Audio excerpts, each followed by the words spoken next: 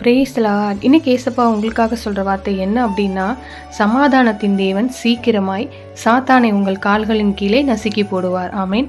வாழ்க்கையில ஒரே போராட்டமா இருக்குதா? வாழ்க்கைனாவே போராட்டம் தானே. அதுலேயும் ஏசு கிறிஸ்துவை பின்பற்றினா போராட்டம் இருக்கதா செய்யும். ஏன் தெரியுமா? இயேசுவை பின்பற்றும் போது நமக்கு விரோதி ஒருத்தன் எழும்பிடுவான். அவன் தாங்க இந்த சாத்தான். ஏன்னா இவன் இயேசுவை விரோதிக்கிறான்ல அப்படின்னா நம்மளையும் விரோதிப்பான். ஏன்னா ஆண்டவரை இவனால ஒண்ணுமே பண்ண முடியாதுல்ல. அதனால நமக்கு தீமை செய்ய எதையாவது செஞ்சுட்டே இருப்பான். அது ஏசப்பாவை பாதிக்குள்ள.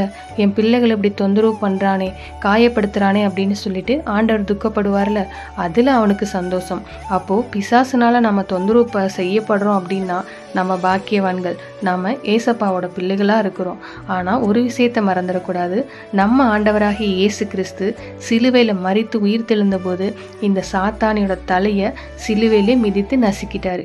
இப்போ ஒரு பாம்பை அடிக்கணும்னு வைங்களேன், முதல்ல தலையை தான் அடிப்பாங்க.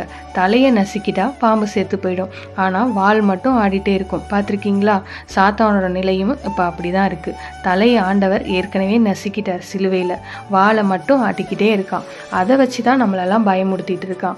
ஆனா தலையை பாருங்க, ஏசு அவனோட தலையை மிதிச்சிட்டாரு. இன்னும் கொஞ்ச காலம்தான் அவனோட ஆட்டம் எல்லாம்.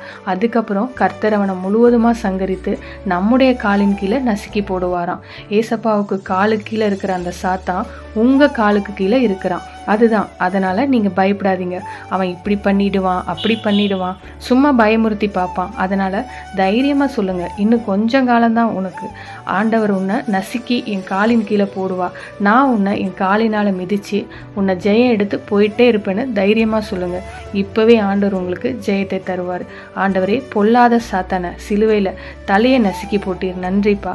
எங்கள் கால்களின் கீழே நசுக்கி போடுகின்ற அந்த அன்பிற்காக ஸ்தோதரிக்கிறேன். எங்களுக்கு ஜெயம் கொடுத்து நடத்துகிற இயேசு கிறிஸ்துவுக்கு ஸ்தோத்திரம், ஸ்தோத்திரம். இயேசுவின் நாமத்தில் பிதாவே, ஆமேன். God bless you.